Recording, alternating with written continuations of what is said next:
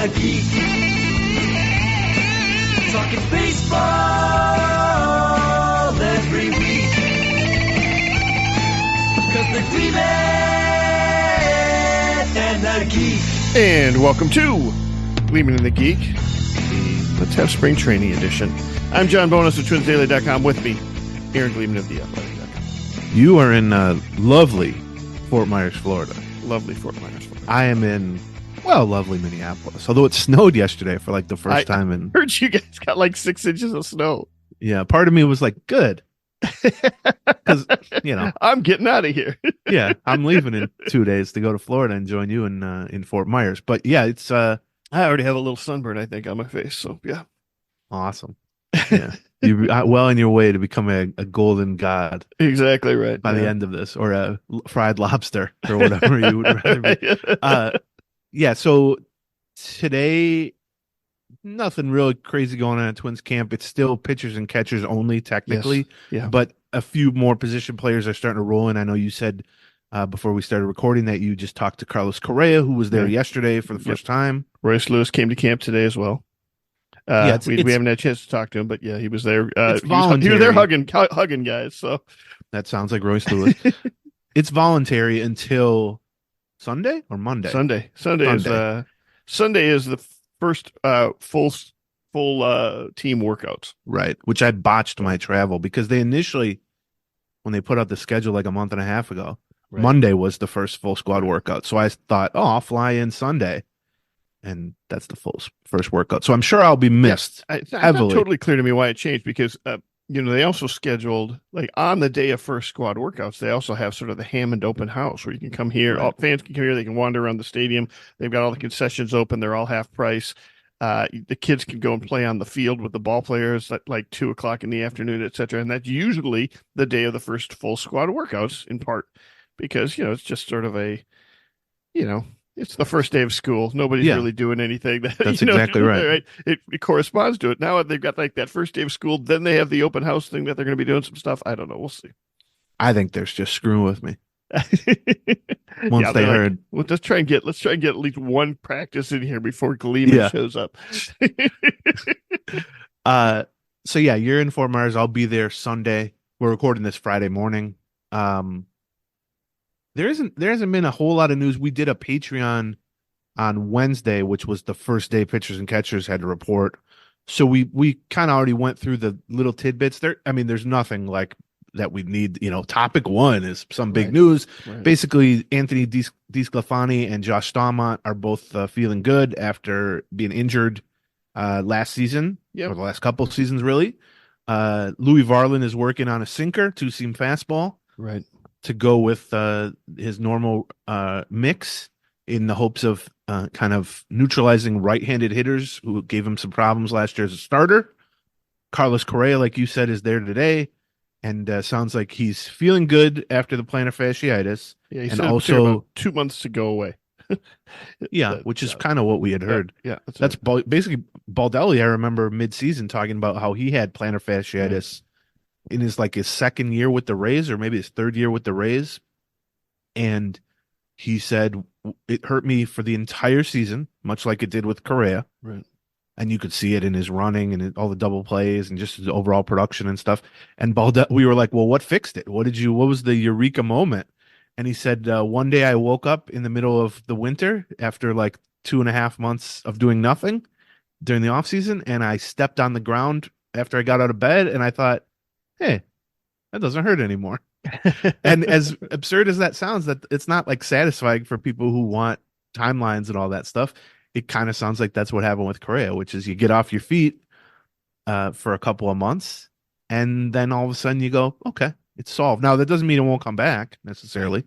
Right. But that's the assumption had been that he would be fine heading into spring training. It sounds like that's the case. He's done some tweaks with his swing, which I honestly would be kind of surprised if he showed up day one of spring training and hadn't been in the lab a little bit to try to change things, particularly given how he played last year, which I think a lot of that had to do with the injury, the plantar fasciitis. So I'm not necessarily criticizing him for that, but I would have been kind of shocked if he came in and said, nope, didn't do anything, haven't studied anything. Here I am. We'll see how it goes. And then the only bad piece of news that you had passed along from day one of camp was Josh Winder, Right.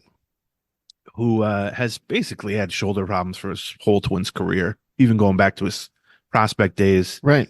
And now is the one guy who's sort of behind schedule, which is a nice way of saying hurt.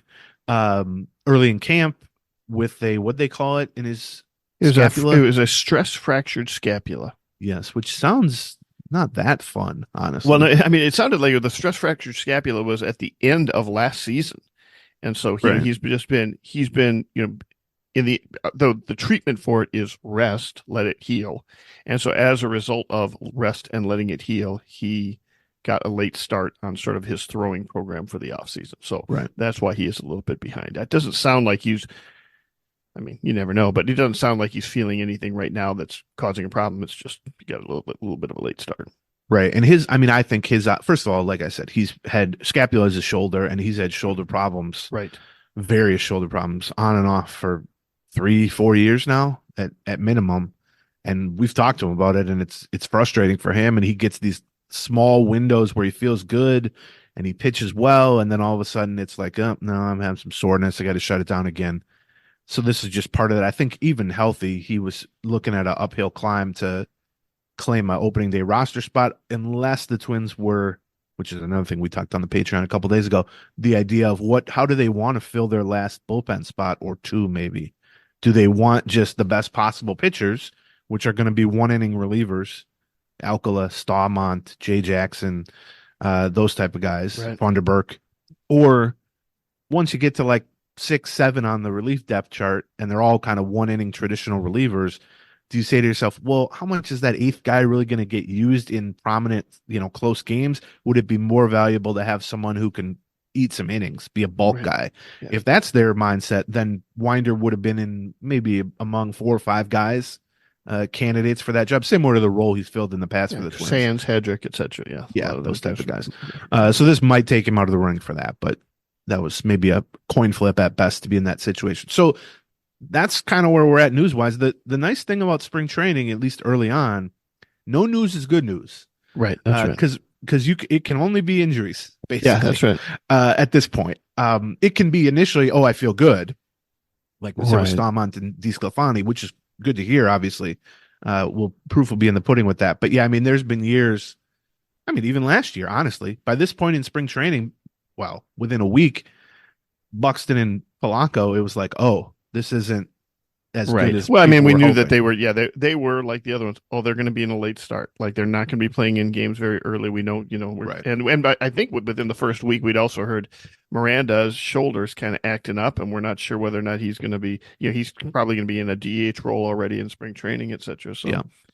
So less news is generally good, even though we like news because we get to talk about it. But today we have 2 things we've kind of separated the show into 2 chunks, in addition to the 2 chunks who host the show. I don't know why I rope you into my self-deprecating humor, but sorry. no, you can absolutely. I Okay, feel 2 very chunks. chunky today, boy. Yeah. I am not in the best shape of my life. You will see that when I show up in Fort Myers. I'm the one guy. I am provided the best shape of your life is round. Well, round is a shape.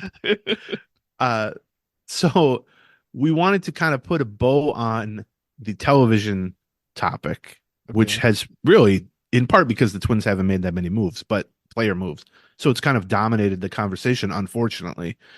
I mean, it's given us something to talk about, but we've been talking about this damn thing, well, honestly, since the last season, like during the season, but since November, pretty actively, we've been asking questions about it. We've been speculating about it. Obviously, Amazon jumped in near the end and changed the whole scope of the situation, which, I won't say that the Twins are unhappy about that, but I think probably for 2024, Twins fans are unhappy about that. So we wanted to kind of, I won't say this is the last time we'll talk about it, but put a bow on this thing and present our thoughts on it as cleanly as possible, as sort of a here we go, and then we'll move on until this time next year when it could be the same situation. Who knows? I'm not that confident that this thing will be settled in terms of like a few, long-term view in a satisfying way within the next 12 months, but who knows? So basically where we're at with the TV deal is that the Twins have re-signed with Bally Sports, which is part of Diamond Sports Group, for 2024 only, a 1-year contract. Their existing contract, which I think was what, a 8 or 10-year deal or something like that, expired, and they were free agents. And our understanding is that there was no real silver bullet here of where are we going to go. There was no local outlet saying we want to be the new home for the Minnesota Twins. We're going to offer you something close to the $55 million per year you were getting previously from Bally Sports. Their options basically were to stay with Bally Sports either on a 1-year deal or a longer term deal, or be kind of folded into the growing MLB streaming umbrella, which now has 3 teams for this season: the Diamondbacks, Padres, and Rockies. The Twins potentially could have been the 4th team there. And the benefit to that is wider distribution. The benefit to that is MLB can still get you on DirecTV and still get you on cable. They just sort of carve out a channel that is probably inactive for 20 hours a day and then just goes live for the game. Right. And maybe and which those distributors do not necessarily pay for. Right. Or they pay very small. DirecTV and Comcast, whatever they are paying to Bally Sports North, it's not like they're going to pay the same amount for that channel. Because there's not programming throughout the day. It's not clear they'd pay anything for that channel. Yeah, they'll I'm just allow you to about have that. a channel, right? Yeah. But then that allows, kind of full scale streaming without blackouts, without restrictions in Minnesota or out of Minnesota through MLB TV and anything else that they could have set up. And the funny thing is, 6 weeks ago, or 3 months ago for sure, when the Twins, I believe, expected that to be the route they ended up taking, being folded into MLB, started really talking up the benefits of wider distribution. And that sounded great to us and to fans who have struggled to stream the product and have been blacked out. People in Iowa can't watch the Twins. It's been idiotic for many, many years. And so that was music to a lot of people's ears. And then what happened, because that was presuming that the bankruptcy of Diamond Sports would sort of, come to fruition and they would crumble. That's right.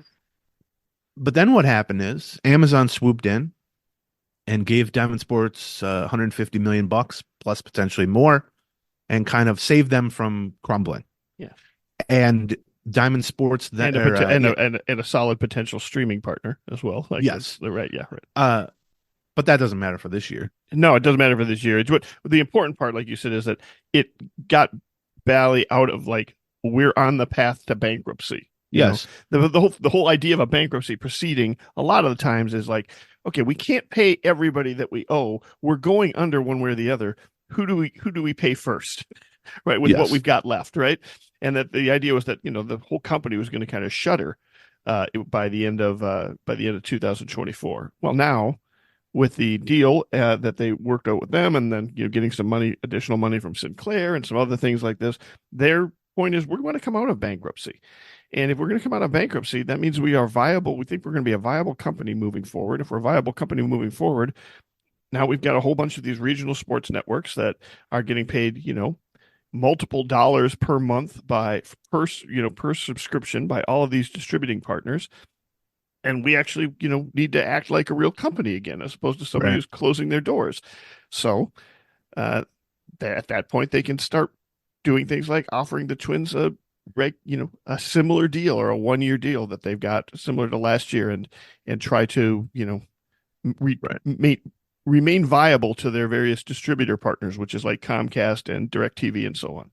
And so funny, once that became the picture, and the Twins realized, oh, well, actually there's an outcome here where we get pretty close to the same money. And when I say pretty close, 80%, 85%, something like that. Instead of $55 million. We haven't heard a figure on that, by the way. Yeah, we actually don't know if they're close to the money, but we know that the other two teams are 80 to 85% close to the money. They're close to the money. We just don't know the actual dollar figure. But they, requested that the dollar figures not be made public. Right. The teams requested that, which is interesting. But after talking for months and putting poor Corey Provis out there to tell everyone blackouts were ending, because that's what he was told. because that's the messaging that the Twins are putting out there, because that's what they believe, that was their only and best option. And so let's spin it as, well, that's an advantage. Wider Yeah, streaming, right. fewer Right. blackouts. The disadvantage was no money, relatively. Right.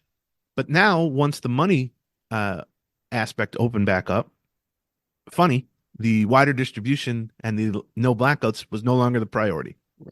And I'm not shocked by that, certainly.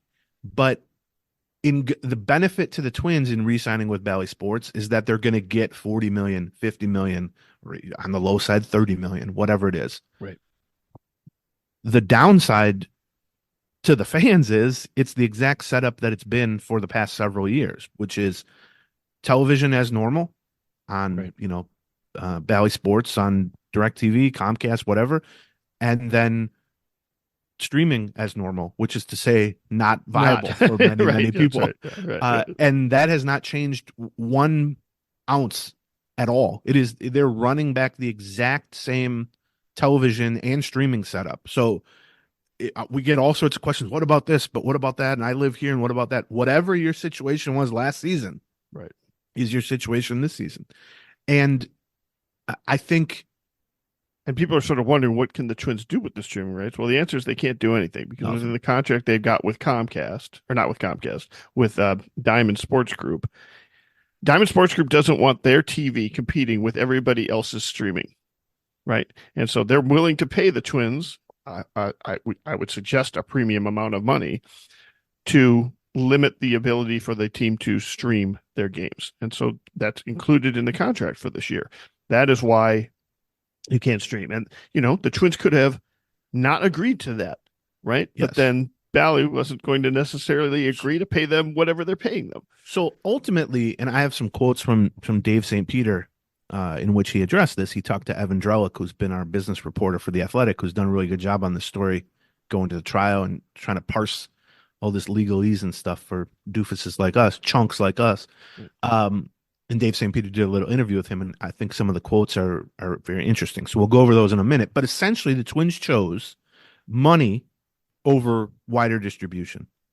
And there's probably not a person in the world who's surprised by that. I am not suggesting in any way that there's any element of surprise whatsoever in their choosing money and running it back with the same flawed setup over, let's just open this up and everybody can get it. No matter how much they talked about that a few months ago, they were going to always choose the money. But what's interesting is, within that, if you say, okay, well, you chose the money, and going back to Bally, a place they're not really happy to be at necessarily. Some of the Dave St. Peter's quotes about that were even funny, which we'll get to in a second.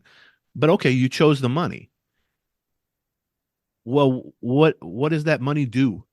What is that money for? And all offseason, we've heard that the payroll, well, I mean, we've seen the payroll is down 30 million. And that's been linked largely, not entirely, but largely, to the missing $55 million a year in television money. Right. Well, now, if you're getting 40 million of that back, let's assume, again, we don't have a number because they've kept that secret. Well, even if you're getting 30 million of that back, let alone 40 or 45 million, well, Right. Shouldn't the payroll shouldn't have dropped 30 million then, right? The payroll should only be down 15 million or whatever. You should be spending another 10, 15, 20 million dollars right now before opening day. Right. And I think the thing that is, well, again, not surprising, but disappointing, I guess I Right. would say, Yeah. is there is zero indication that that is the case. And in fact, now you are seeing the phrasing on it, or the messaging on it, let's say, some might even say spin on it, shift to, well, the decreased payroll wasn't just about the television situation. There were other factors that were leading us to Right. decrease the payroll as well, which I'm certain is true, but that is very disheartening if you're a Twins fan, because what that means is, even if we get this television situation sorted, Right. the payroll is still going to go down anyway. The message from ownership is, we're not willing to invest what we've been investing, the level at which we've invested for the past several years. And sure enough, they're at 124 million right now in payroll, which ranks 20th out of 30. They were at roughly 155 to 158 million last year, and they've been somewhere between 16th and 18th in payroll. the funny thing is if they were at 160 right now, which under normal circumstances would be a natural rise from 150 Sure. last year. I would suggest 165 or 170 would Right. be. But even, yes, let's just put them at right. 160. Okay. They'd rank 14th out of 30 teams, right between the San Francisco Giants and the San Diego Padres. And they'd have spent $35 million more. I can't even imagine what this roster would look like with that spending. So essentially, they have chosen money over distribution. And, they're not hiding from that necessarily. I'm going to read the Dave St. Peter quotes here in a second. But I think it really does boil down to that. They could have chosen. Now, they were probably being pressured from MLB to some extent to take this offer because the Rangers and the Guardians also re-upped for 1 year with Bally Sports. The idea clearly from MLB's standpoint, and Rob Manfred, the commissioner, talked about this publicly yesterday in front of at a media event. They're clearly trying to, get as many teams together for 2025 that they can bundle and package and offer, whether it's Amazon, whether it's Apple, whether it's MLB TV as a standalone thing, and basically say to the consumer, we have 14 out of the 30 teams, or we have 15 out, we have half the league essentially, and we're going to charge X amount, and you get unfiltered streaming access, or unfettered streaming access to half the league, and the Twins would be part of that. And then you hope to build that, just as all streamers are hoping to build through subscriptions and all that stuff.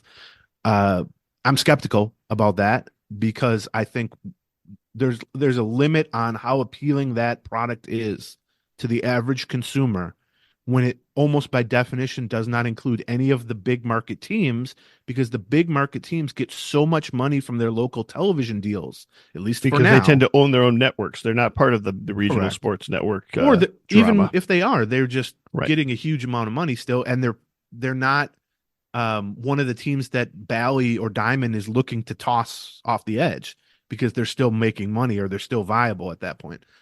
So good luck convincing the Yankees or the Red Sox or the Dodgers or the Cubs or fill in the blank to join in with the other half of the league on this everyone under one umbrella. We split the pie 30 ways evenly. Well, why would they ever do that? And so that is where my skepticism of this whole thing comes in. But from the Twins standpoint, that would solve a lot of problems from a viewership. But I don't know that it would solve the monetary problems. And if they're saying to us now by their actions and their words that regardless of the situation, the payroll was going to go down, the ownership is no longer willing to invest at the level they've been investing over the past 4 or 5 years, then I would kind of expect that to continue, which is disheartening, I think. Well, it's disheartening is also, it means that a lot of the cover that they were getting from that TV deal, in terms of coverage, was, there was some, at least a major BS aspect to it. Yes. That, if the point was, listen, we've got to reduce payroll. We just aren't making the money we need to, as opposed to, oh, we lost a $55 million TV deal, so we've got to lower payroll. Right. I mean, that was the message from the beginning. That was when we asked, Derek Falvey back in October, 4 days after the season ended, do we know what payroll is going to be at this year? Do we know what the budget was? And he was already like, yeah, we're not sure. I don't know exactly what the payroll is going to be like. I haven't really been told what payroll is going to be like. And I think even at that time, the TV deal was already a concern. Of course. Right. So, yeah, but yes, your point is a good one as well, which is, similar to the example we always use about, oh, you were just drunk last night. That's why you were saying such an a-hole. And the answer is, well, no, there wasn't something that I can fix. I'm just an a-hole. I wasn't drunk. Well, that's worse because that just means you were behaving like that on your own. Exactly right. This is like, oh, well, it's not just the TV revenue. Well, then that's much worse. Does that mean we're just not? And I mean, what's happening is they're doing this at exactly the wrong time to do this. Right. I mean, the way it should work, if you are trying to if you're trying to become a world champion, there are all kinds of years where you could save money, right? If you are a small market team going through the natural cycles of winning and then losing and winning and losing, where you for years are conserving resources to try and build up prospect capital, to kind of bring them up as a wave. By the way, the Twins did that for like almost a decade. Yeah, just so we're clear, like relatively recently. Right, exactly right. Under and then Terry you Ryan. get to the point. Then you get to the point where that wave arrives. Where you've got, one of the best rookie classes the Twins have ever had, and you're paying it. And it looks like they were ready to start investing. They did go out and sign Josh Johnson. They did go sign out Carlos Correa. They did extend Byron Buxton. Well, now you're at the point where, okay, good. We've actually won some postseason games. We made it to the ALDS. What's the next step? Well, the next step is to continue to get better. Now you can plan on some of that happening just with, maybe some natural progression by the rookies, although I would suggest that as outstanding a year as most of those rookies had, you should also probably be expecting a little bit of regression there, right? Yeah, but you'll get more of it. It'll be more quantity versus quality. Now, exactly. Right. Exactly right. At that is the point at which you start legitimately investing money, right? That is where the reason the Phillies are good is they thought they had sort of a, natural group of talented players coming up. And then on top of that, they go out and they sign Bryce Harper, or they go and they sign Real Muto, et cetera, right? That is the way you get from a good team or a postseason caliber team to a championship caliber team. And this is the last, they are sort of in that last couple steps here. And to kneecap themselves with a $30 million payroll cut, and then to say, it's also, to provide themselves some coverage, first of all, with this TV deal. And then to, when the TV deal kind of comes through, and again, we don't know exactly the number. I don't know whether or not that is a $30 million or a $20 million or a $45 million deal, right? But whatever it is, some additional money should be coming. Here, let's put it this way. It's closer to the original 55 million than it is to zero. I would think I will guarantee you that. Yeah. So anyway, a lot closer. Right. And so I completely agree. The bottom line is this is exactly the wrong time to do this. This is a strategic fail on the part of ownership.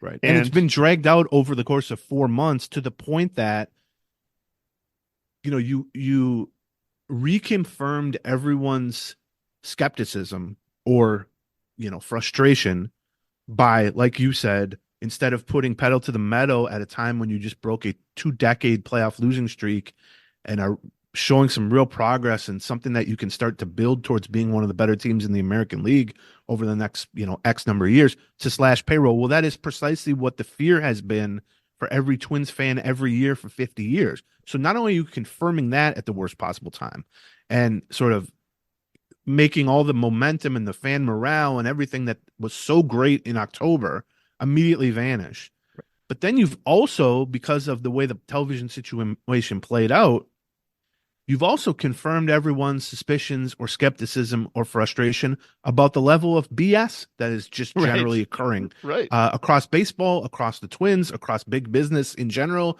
in this country, whatever, which is to say, payroll is 30 million lower, but we're missing 55 mil here in revenue. So you can kind of link those two up. And then 3 months later, it's like, we heard you guys are getting like, 40 or 45 million of that 55 million back. You're going to bump back the payroll. Oh no, there's other problems too. We can't do that. And again, this all might be true. Because that was the messaging doesn't mean that they weren't, actually other factors involved here.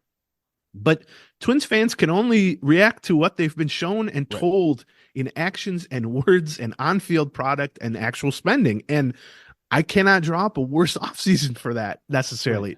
But again, they're probably still going to win the division. And once they win the division, you can make another playoff run and Royce Lewis will still be up there, in the playoffs with a chance to do his thing, and Carlos Correa and all that stuff. And so you need to balance that. But one of the weird parts of the Twins, I would say, over the last 4 or 5 years is they seem to not, and I'm talking about from an ownership level or a sort of the C-suite level, the CEO level and team president level and all that stuff. There seems to be a weird disconnect, whether it's them talking about season tickets or them talking about television ratings or just the overall morale of the fan base. There's this weird disconnect that any level of success is followed by them saying, people don't seem as excited as we'd hoped about this. Why Yeah, why right. are our Yeah, doors not being blown off for season tickets? And why right. is this? And it used to be that I wanted to shake them and say, because today wasn't the start of this. Right. We were all born yesterday. That's why. Yeah, Right. Yeah. I was Right. born at night, but it wasn't last night. Right. There's 50 years of this, and certainly 20 years of this, Right. where everyone knows or fears that the other shoe is going to drop at any time. Right. And guess what? You guys have played into that. Yeah. And so now they have 5 times as much reason to think that way. And so now this is just the worst outcome on that level. And I realize it's sort of PR based or perception based, and that can be a tricky game. But you got to help yourself. And if you're a business, if you're a restaurant or whatever it is, and you say, man, we got a good chef and we've been putting out good dishes, and some people are really excited about it. We've been getting pretty good reviews, but we're just not getting the foot traffic in here. We're just not making enough revenue.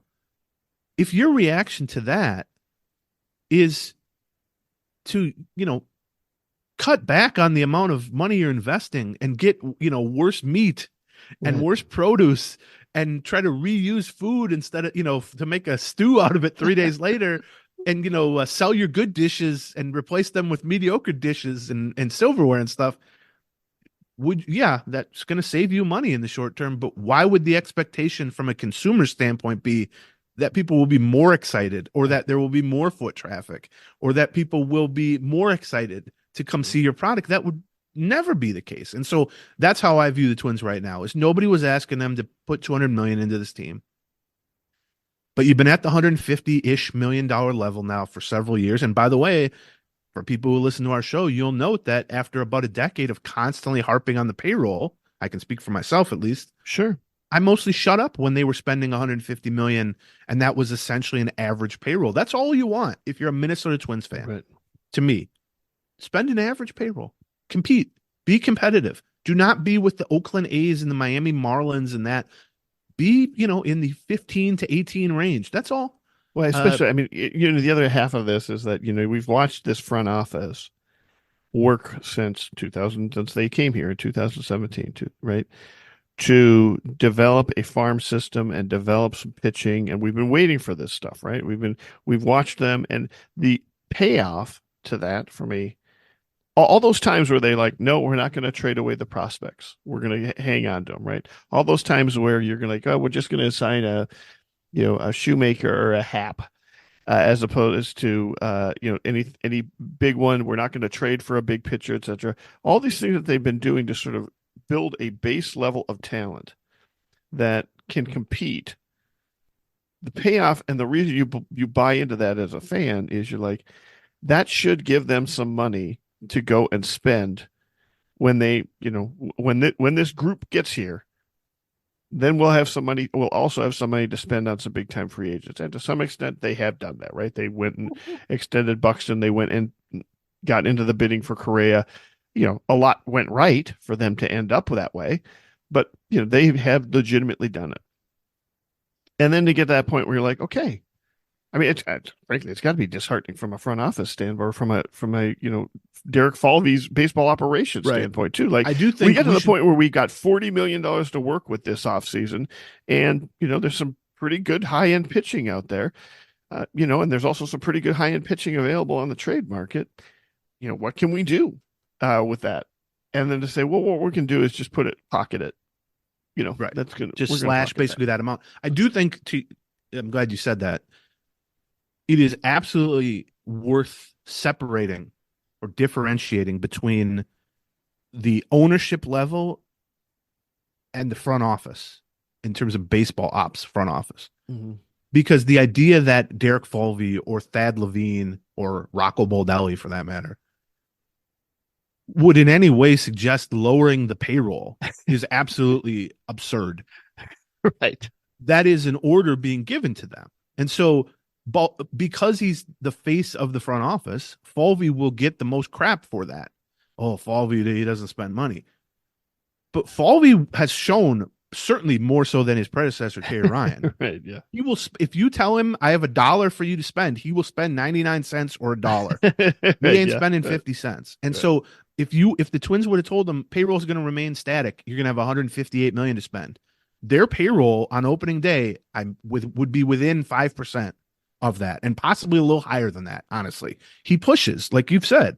Right. And so when you look at their payroll and it's 124 million, and I think both of us think there's probably one more move for a right-handed hitting outfielder coming, which we're going to talk about it shortly, but that might push him to 130, maybe even a little bit more than 130, whatever. But it's still going to be $25-30 million below last year's payroll. Well, that's not coming from the baseball operations department. Derek Volvey and Thad Levine, et cetera, are not the ones who are saying, let's cut payroll. Let's do that. We can put a better team on the field for 130 million than we can for 160 million. I mean, I'm not going to swear because it's not the Patreon, but who the F would ever think that? Right. Money isn't everything in baseball, but there's no notion that having 160 million is worse for you than having 130 million as a front office. That's coming from the top. That is coming from the ownership level and the team president level and the CEO level. And they have their reasons for that. And from a, pure profit and loss standpoint, I'm sure it's supported. I don't think they're lying in that regard. Right. I just think there is a disconnect between how they view that and this idea that, well, if our revenues are down, it is mandatory for us to lower payroll so that we avoid losses.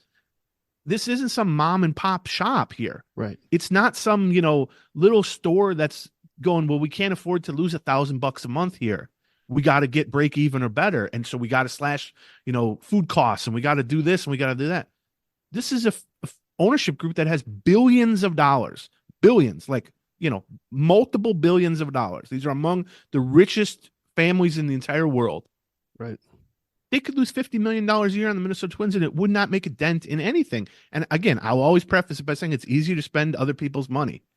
But I think the scale at which this is happening needs to be understood. And also the from what level within the Twins leadership group it's being, mandated needs to be understood. This is not Derek Falvey. This is not Rocco Baldelli. This is not the players.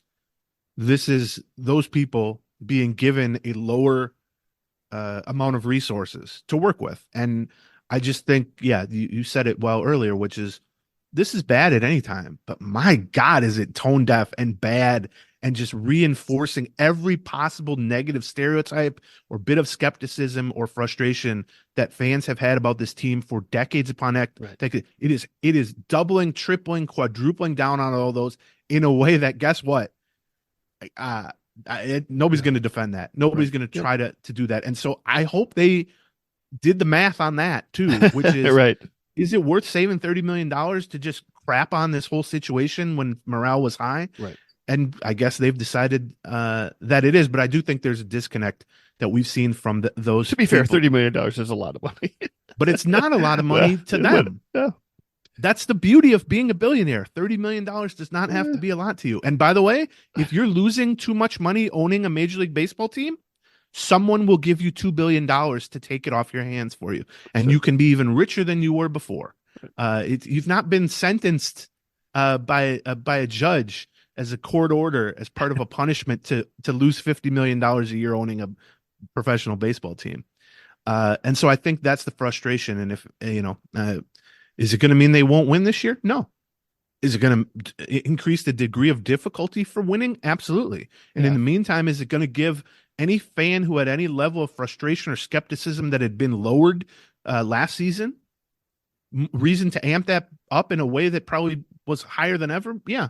And I just think that is such a short-sighted. Let me just read a couple of the. Well, and play into a narrative of, the regular season. It's fine to win in the regular season, but what is this team going to do in the postseason? Which is a narrative they've been fighting for 20 years, and now they've managed to get to the point where what everybody's going to ask is, they're good enough to win the AL Central, but what's going to happen when on game 2 when Pablo Lopez isn't on the hill in the postseason? So before we read some Dave St. Peter quotes, because they should have a chance to actually portray their side of this as people like me rant against it, we got to make some revenue too. So let's read a couple of ads here. Let's talk a little bit about BetterHelp. We're both big fans of BetterHelp. I could use it right now, as you can tell from that rant. You could use it, right? Yeah.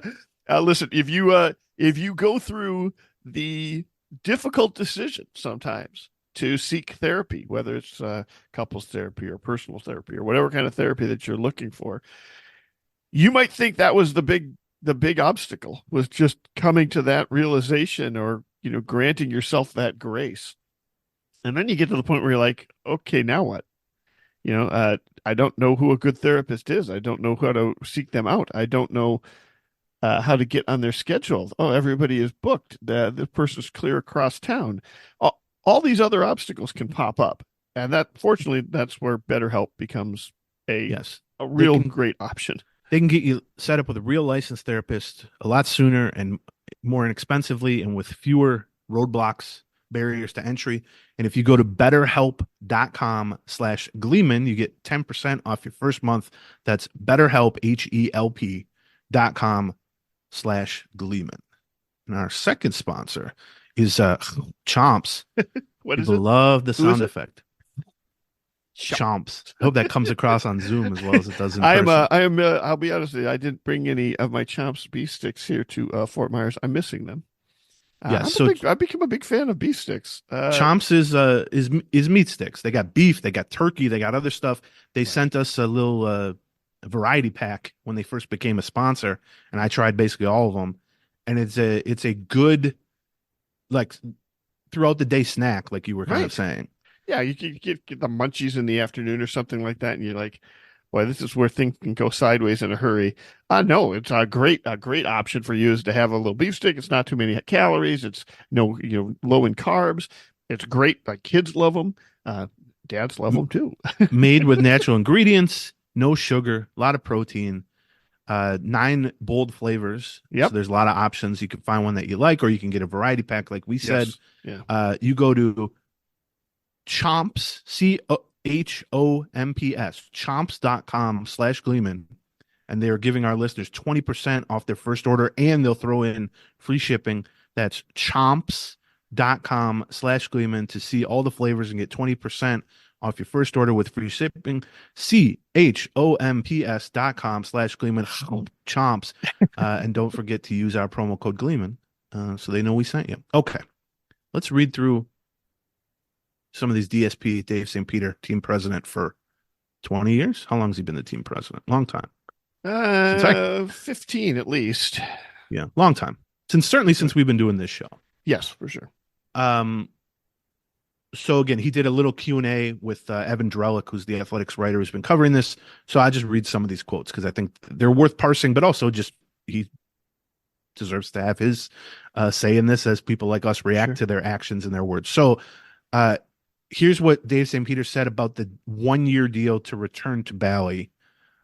He said, quote, "There's a benefit to the clarity of having a deal. This has been a long and winding road. At some point, recognizing the calendar, it was important to bring closure for 2024. For the Twins, the return to Bally Sports is generally viewed as a positive. The people that have produced our games, sold our games, worked to distribute our games, they're dear friends. They've been critical partners of the Twins for a long time, and I know they're going to do an unbelievable job in 2024 with storytelling." All that is true. We talked about this on an episode a few weeks ago. It ain't the people at Bally Sports, the producers and the cameramen and the on-air talent. They've been in much limbo. This has been a horrible situation for them too. They all do a good job. It's not their fault. Here's St. Peter a little bit more on the deal to return to Bally. He said, "That said," which a journalism teacher once told me, "nothing matters before the word but." Yeah, that's right. Yep, that's right. You can say whatever you want, and then you say, "But with that said," St. Peter says, "it's not a perfect outcome for anyone. It's a 1-year deal for us. Some of it was in our control. Much of it was out of our control. Some of it is a product of the bankruptcy system. And as we think about it from our perspective, it's a balancing act. You balance economics, distribution, and production quality, and local priorities versus national priorities." And then here's the end of the answer about the 1-year deal. He says, "The disappointing news is we had said very openly that our top priority was expansion of reach of our games. We felt we were in a unique position to deliver on that, considering we were a free agent in the television world. And at the end of the day, we ended up doing a 1-year deal on linear distribution only. And we recognize that leaves a growing number of our fans in a place where they're going to have a harder time watching our games." That's all true. And I mean, he didn't dance around that. At least that's In terms of corporate speak, that's at least saying some of the things we said, minus the critical aspects, but it's basically saying we promised this and we did not deliver on that promise. So I do give him credit for that, I think. But here's then what he said about the access not changing, like, not delivering on that promise to increase the streaming and make it easier for people to watch games. St. Peter said, quote, "We get it. We're not tone deaf. We understand the gap and feel horribly that we have, at least in the short term, been unable to address it. But we continue to focus on it, and I'm hopeful that maybe sooner versus later, we'll be able to resolve this issue and enhance accessibility. I think it's critical for the Twins. I think it's critical for our industry." Now, I would suggest that there has never been a statement released by a corporate entity or someone high up in a corporate entity that used anything resembling "we're not tone deaf," in which they were not tone deaf. Potentially. I think it's almost a 1-for-1 there. But what he's basically saying is we chose the money. We didn't think we were going to choose the money. Right. We thought for the last 3 or 4 months that we weren't going to have the ability to choose the money. And so we touted the increased availability or accessibility. Then the money came back into the picture and we said, forget all that. We'll take the money. And that's fine. But there are repercussions to that. You don't just get to take the money and get to make it as hard as it's been for people to watch and have people go, "Oh, what are you going to do? At least they got money." And then not reinvest the money back in the team. Reinvest the money. That's right. So here's what he said about that. The "will you spend more now" question, which is very relevant all of a sudden. A couple quotes on that. Dave St. Peter, quote, "The clarity around the economics, at least on paper, is helpful. Local television uncertainty was certainly a factor in helping us set up a plan for 2024. I think it remains to be seen how much impact the 24 TV deal is going to have on our 2024 operations, including payroll. But as has been demonstrated in previous seasons, I think our ownership has always remained open-minded about ways to improve our team. Derek Falvey, he's talking about, and our baseball people know that. Again, whether that be consideration of moves here in the short term or over the course of the season, I think those conversations will be had." So that's him saying money's not being spent, basically. Right. That's right. We'll be open-minded, but hey, and then here's the last thing on that. He was pressed on it by Evan. Does that mean you'll be actually spending this money? He said, "I can't point to a specific change in strategy from the TV deal." Quote, "I think it's more likely than not that the reality is any impact from our TV deal relative to our short-term player investments is going to probably be limited, but that'll ultimately be up to the market and up to opportunities that Derek feels are good for the Twins." And then the very last thing, Drellick then said basically, "So are you no longer saying that the drop in payroll was tied directly to the drop in local television revenue?" And here was his last quote on that. Quote, "I'm not going to get into specifics, but local media is one element of that. There are other elements that impact how you think about your budget, or as I would think of it, your business plan." So again, this is all sort of what we're talking about. They chose money over accessibility. Then when asked, okay, you chose money, are you going to use that money to raise the payroll back to the levels somewhere near what people thought before this whole thing started? They're basically saying, no. I mean, we'll be creative and open-minded and all that, but that's a no. And then when asked, well, how's that math check out then? Because if you lowered the payroll when the TV money was missing, and now most of the TV money's back, but the payroll is going to stay lowered, he's basically saying that was just one element of the reason why the payroll was being lowered. And again, I believe all this stuff. I believe there's spreadsheets somewhere at Target Field offices that are making clear the profits and loss aspect of this. I just think no fan gives a shit about that. Nor should they. Right. And I also think the idea that the poll ads absolutely must care tremendously or feel a mandate to lower payroll because they might lose an extra $25 million on their, vanity investment in a local team that has increased, 20-fold during the time they've owned it is just absurd on its face. That is such a low percentage of anything that would ever matter to them. But that's where we're at. And that's the wording and the messaging coming from Dave St. Peter, the team president.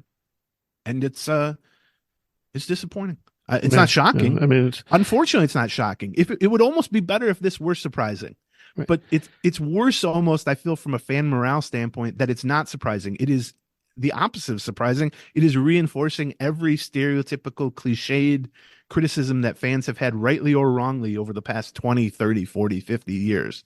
And you know, whereas I can also, you know, I can understand. Listen, tens of millions of dollars are at stake. That is worth maybe taking a PR hit, but I will also suggest that, you know, the strategy of investing to the point where you lose money when you're in the upswing and in a competitive window, and using that as a base for to develop a generation of crazy fans. Right. In the same way that the whole point of that is you can make up that money again when you're back on a downswing. Right. When after you have made it to the promised land and you have, you know, worn the championship ring, and yeah, player after player is becoming expensive, and suddenly you're like, Jesus, we can't afford this anymore. We can't keep all these guys anymore, right? And some of them are on the decline now. Like they're not 26 anymore; they're 32. Well, yeah, that's at the point where, yeah, you can cut payroll, and you know you still got that generation of fans that know the high and understand that, you know, that you've won a championship, and these things come and go, right? It's not going to be easy. It's still going to be kind of crummy, but that is, in fact, how a lot of mid-market and small market Sure. teams work, right? That they can make plenty of money by cutting back payroll and taking the shared revenue dollars that show up when you're a crappy team and you're trying to rebuild again, right? And that can make up for those times that you probably invested a little too much money in it, you know, on the upswing. To kneecap yourself when you are at when you're at a point that you have worked 12 years to get to. How about 20 right? years? People were waiting for a playoff win. Well, I mean, that's a fair point. That's a fair point. Yeah. But you know, even if you view like the last, you know, competitive window through 2010, when they got Target Field out of that Right. competitive window, right? Like they did develop a generation of fans even without winning a championship at that point. But to get to the point where you're like, you know, you are at the point where you could be one of the top 2 or 3 teams in the American League. Maybe, you know, be favored in an ALDS. Get yourself to an ALCS. Get yourself a puncher's chance versus the Astros or, you know, whoever is up at that point. Right. And then to say, you know, yeah, it's not just it's bad business, which is Right. a weird thing to say about the Twins. The idea that the way to improve the demand for your product is to scale back investment in that product, even for a moron like me, that is just on its face stupid. Like Right.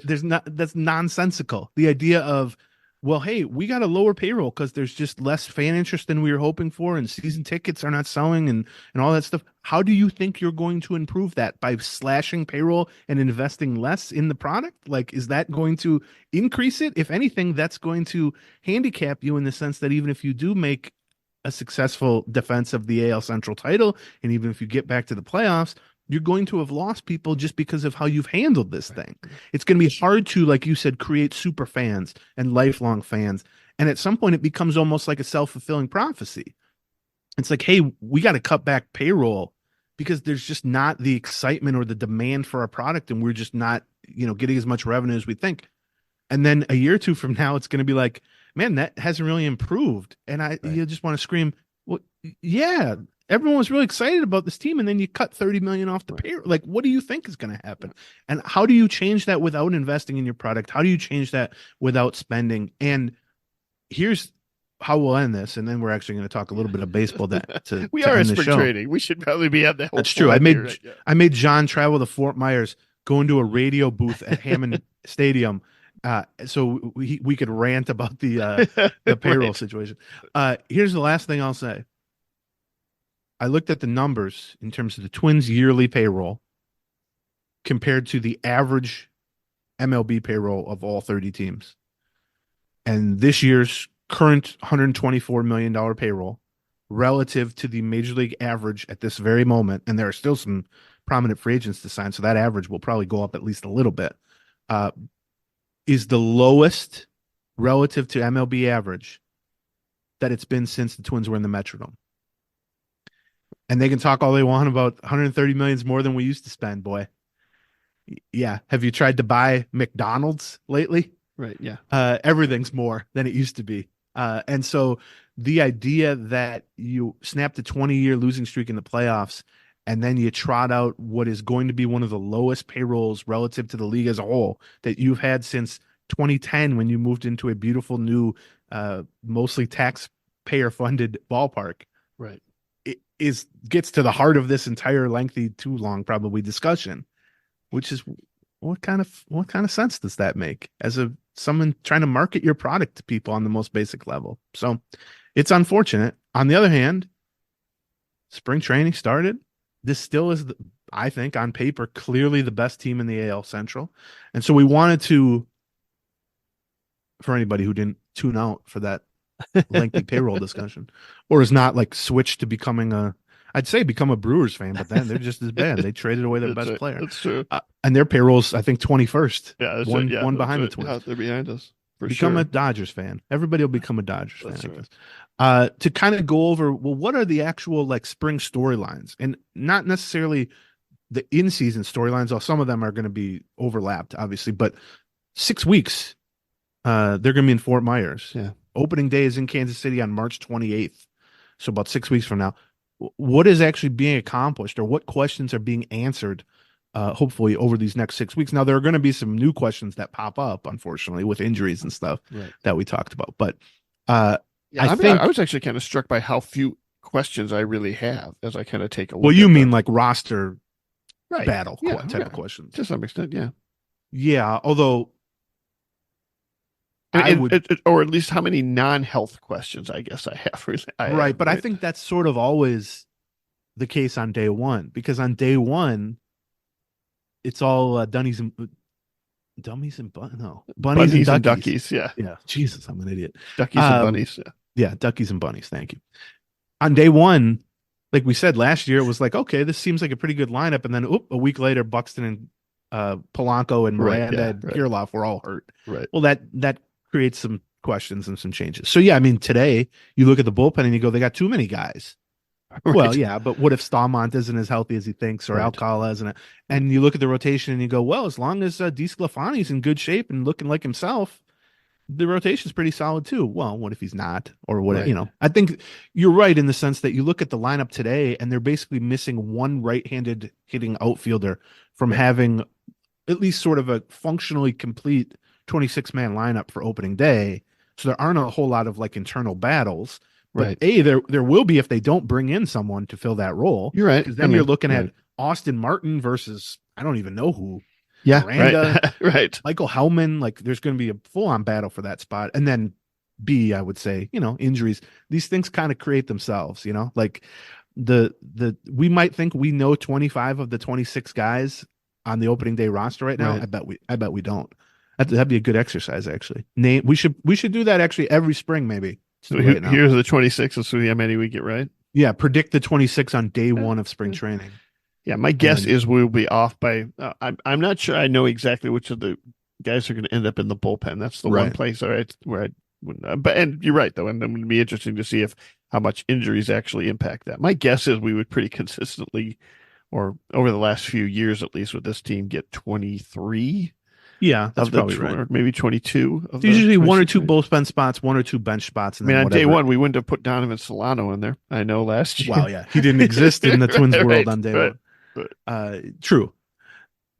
So that's one of the storylines, obviously, and then within that, like we said, are they going to bring in Adam Duvall, Tommy Pham, re-sign Michael A. Taylor, Randall Grichuk, trade for somebody who fits that description. Some right-handed hitting outfielder who can platoon with the Wallners and the Keplers of the world, who can take on a bigger role if needed. If it's Michael A. Taylor, who can be insurance for Byron Buxton.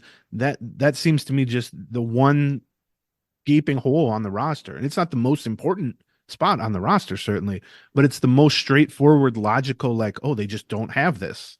So they should try to get that. And so that's probably one of my bigger questions or spring storylines. I do expect them to do that, but I wouldn't necessarily bet on it. And then there could be other additions beyond that, but I'm pretty skeptical because we just ranted about that. The other big question mark or storyline is, health. Right. Well, the big one there is Byron Buxton. Yep. Always. Every spring. Yeah. Closely 50 related years. to the whole last person on the roster. That's true. Thing, Last spring, it became clear pretty quickly, and then they basically announced, well, he's just not ready to play center field. And so we're going to try to get him ready to be a DH, and we know how that went. Not good. There's more optimism now. He had another knee surgery. We'll see when he shows up and he starts running around a little bit how accurate that optimism actually is. But the idea with him is it's a different situation. Yes, he's coming off a knee surgery like last year at this time. It's a different knee surgery. We think we have a better handle on the problems. We think he's just in better shape condition wise than he was reporting to camp last year at this time. Those are all great things until you get punched in the mouth. And then, Right. the plan changes. So that's obviously probably the single most important question to answer during camp, I would say, which is just Byron Buxton, ? Seemingly every year. That's the biggest question. And then within that, the Michael A. Taylor aspect stems from that. Willie Castro's role stems from that. Austin Martin potentially being on the opening day roster stems from that. Right. It all sort of is a branch on the Byron Buxton ? Tree a little bit. Correa to a lesser extent, but still similar ? Although he certainly, like you said, talking to him a couple hours ago. Yes. He certainly is saying, I feel good. I'm ready to go. Right. And I'm when I say he's saying, I don't mean like he's lying or anything. It's just that's to me a little different than Buxton in that you can point to a clear thing that they think has been corrected. Right. And he led the team. But in both cases, I'll say this, it can be sort of a double blind situation, True. It could be like, in both cases, we're like, well, they weren't very good because they were hurt. Well, I mean, they were hurt. Could be both. For sure. It could be that their also skills are deteriorating a little bit. That's not. We talked about that this time last year with Kenta Maeda, which everyone was like, oh, well, once they get Kenta Maeda back from Tommy John, that's a huge boost to the rotation. Right. And our point I remember talking about at the time was, well, yeah, but he's also gone from 33 to 35 now, and he hasn't pitched in 2 years. Right. And so even without Tommy John surgery and that clouding the picture, degree of difficulty of reclaiming your status as a pitcher from that, he might have just gotten worse from aging. And I think we kind of saw that with Kenta Maeda, which is he did return from Tommy John. He almost immediately struggled and got hurt, but then he came back and he was pretty good down the stretch, but he wasn't quite the version pre-Tommy John. He was still good, solid mid-rotation guy. And I think that's the worry with Correa, which is when the Twins signed Correa, he was 27. Now he's 29. I'm not saying that's over the hill. Look into the Zoom right now if you want to see over the hill, John. Right in front of you. Up or down really works either way, or side to side. What do you go, full screen or half screen on these Zooms? Oh, I go very tiny screen. Really? Yeah. Okay. I put you up to the middle towards the Smart. camera so I can Smart, look like I'm looking at you. Okay, that's smart. But he's lost some speed. That's been clear even before the injuries. Right. He was very good, but I would say short of great for most of 2022 when he was healthy. He turned it on at the end, but for the first several months, he was not the MVP caliber player. He was, maybe a borderline all-star caliber player. The idea that he's just going to resume being an MVP candidate or even an all-star isn't so set in stone. So I think that is a major question mark, a huge question mark. I guess I'm more confident in that than I am in Buxton's entire situation. Sure. Because there's just more proof of concept with that late. And even while hurt, Correa did get almost 600 plate appearances last year, had a great October, et cetera, et cetera. Right. As hurt as he was still able to play and especially be productive in October. So And it did seem, particularly with like the double plays and just watching him physically, that yes, it's a double blind and that he could have also just aged and gotten worse and been injured. Right. But you can at least point to it and say, it seems pretty clear that he was couldn't run, couldn't Yeah, plant right. on his feet, all that Sure. stuff.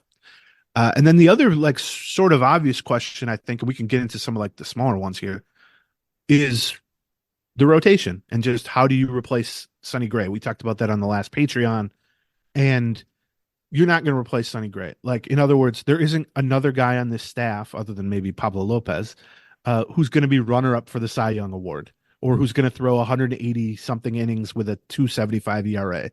If that's what you're waiting for to quote unquote replace Sonny Gray, Right. that ain't happening.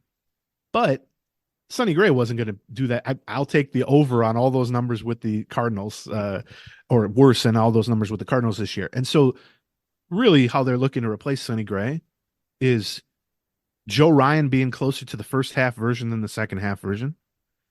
Bailey Ober being the version of all season, but being it for 175 innings Right. instead of 140 in the majors and 30 something in the minors or whatever. And then Chris Paddock, giving them 125, 140, 150 innings of healthy, good mid-rotation or better starting performance, which they seem fairly optimistic about. And if you get two of those three things, you probably go a long way towards replacing Sonny Gray, quote unquote, replacing Sonny Gray. And then in the fifth spot, whether it's DeSclafani for most of the year, or Louis Varland takes over, or David Festa steps up and takes on that, that's also key too. And so it's going to be hard to replace Sonny Gray, but I think the idea that just by removing him from what was a really good rotation suddenly makes the rotation not good anymore is probably a oversimplification or an overreaction because, and these aren't perfect, but if you look at most projections, whether it's Fangraphs, Baseball Prospectus, whatever your projection system of choice, minus Sonny Gray, they're still one of the 3 or 4 best, certainly top 5 rotations in all of baseball. And that is with skepticism surrounding Ryan and Paddock and DeSclafani and all that. And so there. Yeah, I don't know if we're going to know who's replacing Sonny Gray by the end of spring training. I think that's a question that's going to have to be answered throughout the year. Right. But it will be sort of interesting to see like who's got some steam and you know, who are people talking about. I'll throw one more there towards the bottom of the rotation. I'm just starting to get a little steam on Simeon Woods Richardson. As to whether you should read my article from last year. It'll assuage you of those. I think so. Thoughts. Why did you have something similar last year? Yeah, how he was going to have a breakthrough year. Well, the things he told you, was it yesterday when you talked to him or the day before? Yeah, yesterday I talked to him. The thing he told you yesterday about changing his mechanics and trying to get some velocity back and all that stuff. A couple days ago, yeah. Those are all good things. Right. Similar to what he said last year too. No, but I just heard it from some executives. Like, we're kind of impressed with Simeon Woods Richardson. Now maybe they're impressed because he's been in camp for a month. You know what I mean? That's the sort of thing that warms everybody's hearts. If you're Simeon Woods Richardson is a great dude to talk to and a very hard worker, and will get the benefit of the doubt for those sort of what we call soft reasons, relative to some other pitchers maybe.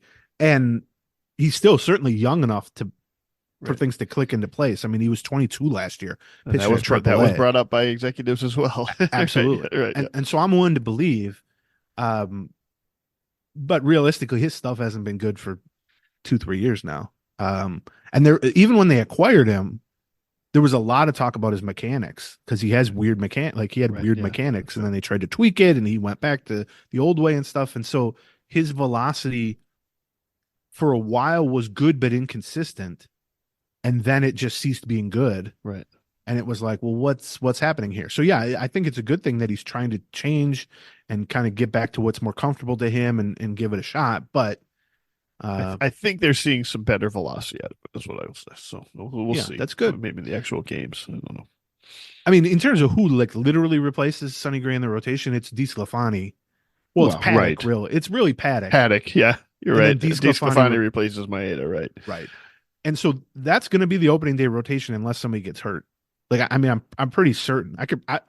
It's going to be Pablo Lopez on opening day. It's going to be in one way or the other, Ryan Ober or Ober Ryan 2 and 3. Then it's going to be Paddock 4, and it's going to be DeSclafani 5, unless somebody gets hurt. Now, actually, Paddock could have an amazing spring and be in the 2-3 spot too. I mean, they seem very high on his upside, and for good reason. But Louis Varland is the 6th starter right now. I would say probably David Festa is the seventh starter right now. And then you start to get into the Simeon Woods Richardsons and, who knows at that point. But then the other storyline that's kind of based on that is, can the bullpen pick up some of the missing, slack? Right. If Right. there is slack, especially early in the season. And I don't think it's true that they lost Sonny Gray and said, "Oh man, we got to build a mega bullpen here. Like we got to just go nuts," because really they haven't spent much money. Most of these signings have been around $1 million, and the only guy they traded for was Topa, who was included in the Polanco deal. He wasn't the headliner, and then Okert, who they traded Nick Gordon for. The actual investment in the bullpen has not been that huge, but it is a very deep and I think pretty good group.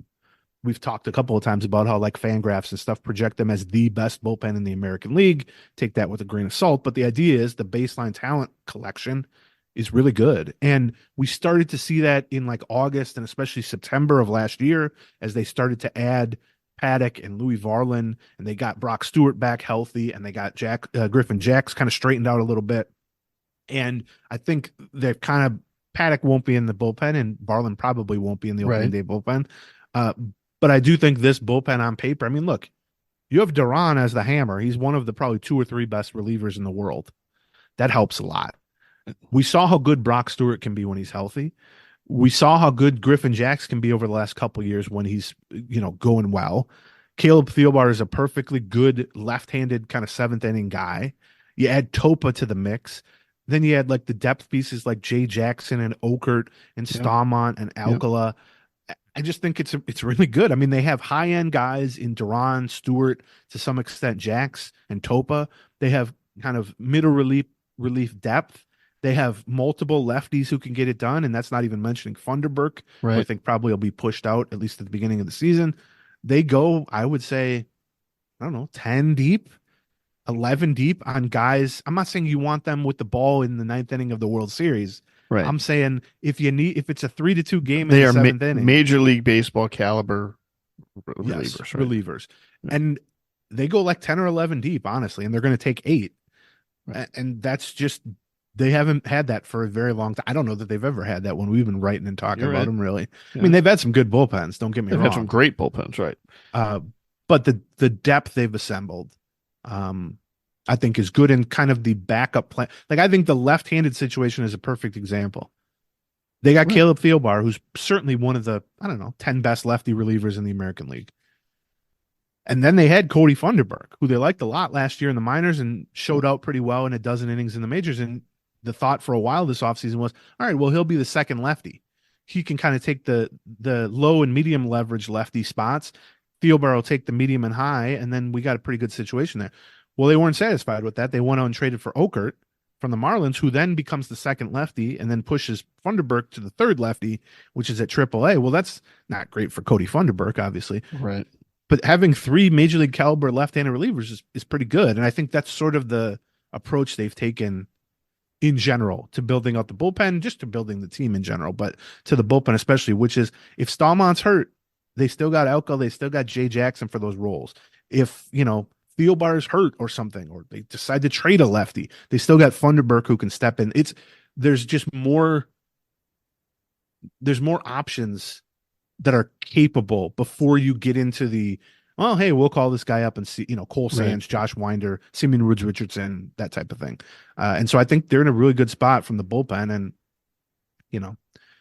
bullpens can blow up. Even good bullpens can blow up. So it's the least reliable thing to kind of build around, I guess. But I think that's part of the reason that the pitching staff projects so well, even minus Sonny Gray and minus Kenta Maeda. Are there any spring storylines now that you're there beyond those 4 or 5, kind of big things? I got a couple more that I can read too on the smaller front, but we mentioned. I'll be interested to see where Julian's defense is at second base now that they are just absolutely committed to having him at second base. We had Correa talk a little bit today as he looks at his starting infield right now. And says, I got Royce Lewis on one side. He was a superstar last year. You got Julian on the other side. He was a breakthrough guy last year. That's going to be real impressive. I'm also interested in following the health of. I want to see where Kirillov's at, and what he's going to be doing, and to some extent, and maybe to a lesser extent, Miranda. We've already been sort of told. I'm not sure we know exactly what Miranda's health status is in terms of whether or not he's going to be playing in the field right away, or whether or not he's. I think he's going to be hitting right away. I'm not sure he's going to be playing in the field right away as he gets past this shoulder issue, right? But Kirilov is in. I don't know if I'm going to get a ton of answers on what Kirilov's role is going to be here in spring training. I think we're going to see a lot of him at first base, along with probably Santana at first base as well. But I will be interested to see like how he bounces back from a weird season. He had a season where he started out hurt for the first 2 months of it. Then he came up, kind of gradually warmed up, tore it up for like 3 weeks. Yes, he was one of their best players for, I would say, basically a month. July, right? Something like that, right? Then, the same thing happened that kind of seems to happen with Kirilov. He ended up with kind of goes down with a lingering injury. It goes on all the way into the postseason where, a critical error is sort of one of the results of that injury, and then an off-season surgery again. And I'm encouraged, or you can say, listen, this is a different thing. He's got, maybe he's gotten past the wrist thing, which frankly was career threatening, on top of it. But, at some point you're kind of like, boy, 2 years of head with the wrist injury. Now we had the shoulder problem.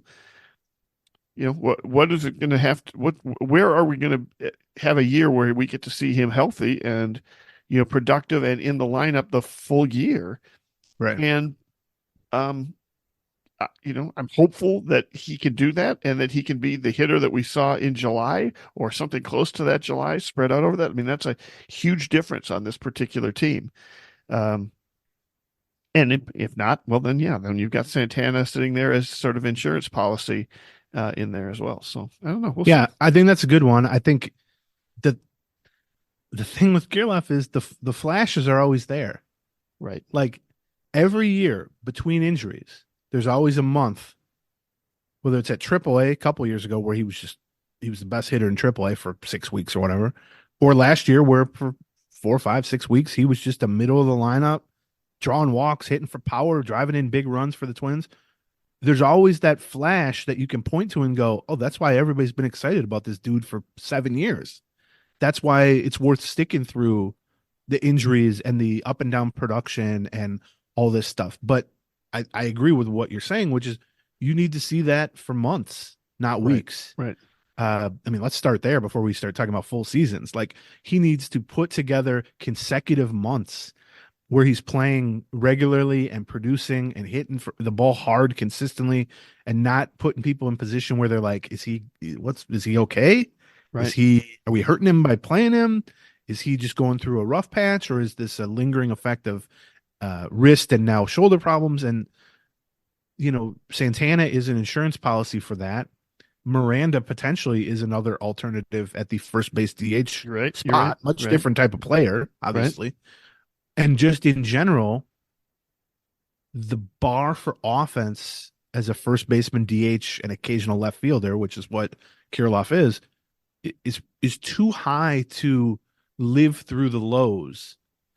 Like, you need pretty consistent production. You need the guy that he's shown flashes of being, and the end result can't be, 725 OPS. Right. It can't be 20% of the time he's great, 50% of the time he's injured, and the other 30% of the time he's one of the worst hitters in the lineup while we're trying to kind of straighten things out. And then you look up at the end, it's like, we played half the time and he ranked 22nd out of 30 first baseman or something like that. That can't be the payoff at this point. I mean, this is his 4th season. He's either 26 or 27. The talent is there, which is why we're still talking about him and they're still counting on him for a big role. Right. In terms of what can you learn in spring training, it gets real simple with Kirilov, in my opinion, over the last couple of years. Is he hitting the ball hard, and is he hitting the ball in the air? Right. No, that's true. And I don't mean like towering fly balls. I just mean ground balls have been a bad sign for him. Ground balls mean that his something is hurting and his swing is out of whack and the mechanics are not where they need to be. And so is he hitting the ball hard not on the ground. And if he's doing that, I don't care if he lines out to center field 50 times and he's over. If you can look at the exit velocities and the launch angles or just the eye test stuff, all right, he smoked that ball. That's what you need to see consistently. And it can't just be for, a week and then all of a sudden goes back to grounding out to first base over and over. Right. And so I think that's a big question with him. Let's see. I got a couple other, Santana we mentioned. How much does Santana have left in the tank? Basically, is a good question. Yeah. We've talked about the role. Is he just a platoon guy? Is he going to end up being the everyday first baseman? I think something in between those two things is probably the right approach at age 38 with him. But that depends. I mean, if Kirilloff and Miranda are both hurt, I'll tell you one thing. Carlos Santana's going to be playing every day if those two guys are hurt. And so that's a question I have basically. And then along those same lines, what version of Willie Castro are we getting for 2024? He has converted a lot of people into being Willie Castro believers, and rightfully so. I mean, he was excellent for them in that, given the role and given the complete lack of expectations. He was awesome last season. He was a cult hero. He saved their ass numerous times in terms of stepping into a regular role when guys were hurt. He was just a perfect super utility guy, and he was also really fun to watch. But his track record prior to last year was not so good. And he wasn't that different, like in terms of stylistically. He was just the best version of that we've seen. So I think now he's got a $3 million contract. He's got a locked in opening day role. He's the number one Buxton insurance if Buxton is not ready to play center field. And honestly, even if Buxton is ready to play center field, that's not going to be 6 days a week. Right. It's going to be, 3-4 days of Buxton, 2-3 days of Willie Castro out in center field. So that's one of the questions I have. And then, we talked about, or you talked a minute ago about Julian's coming through as a rookie. Sure. Yeah. And Lewis and Wallner. I'm of the opinion that was the most productive Twins rookie class of all time. And all three of those guys have a chance to be the long-term building block star guys for them. Well, how can you replicate at least some of that for 2024? And I don't mean they're going to be everyday players from day one, that's true. That's going to help. But I mean, who's this year's Julian or this year's Wallner? And they don't have three guys like that who are just knocking on the door to the majors. If they had that would be amazing, but they don't. That's a once every 30-year type of thing. Right. What they do have is Brooks Lee. Right. And he's very likely to start the season at AAA and will probably, much like Julian last year and Wallner last year, will probably need an injury to a veteran player or to an opening day player to open the door for him to become a regular for the Twins. But similar to Julian and Wallner last year, and to some extent Lewis last year, once that door is open, I do think the talent is there for him to never go back. Like we saw that with Julian, basically. Right. He came up briefly a couple times because guys were hurt. Then Polanco actually got injured, like in June or whenever it was.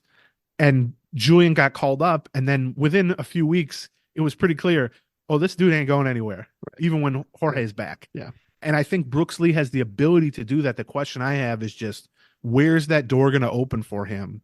And will he be ready to pounce when the opportunity is there? Or will it be, more of a gradual thing like we saw with Wallner, where he's called up, he does well, but they send him back, all that. I'll be interested to see where he's playing here in spring training.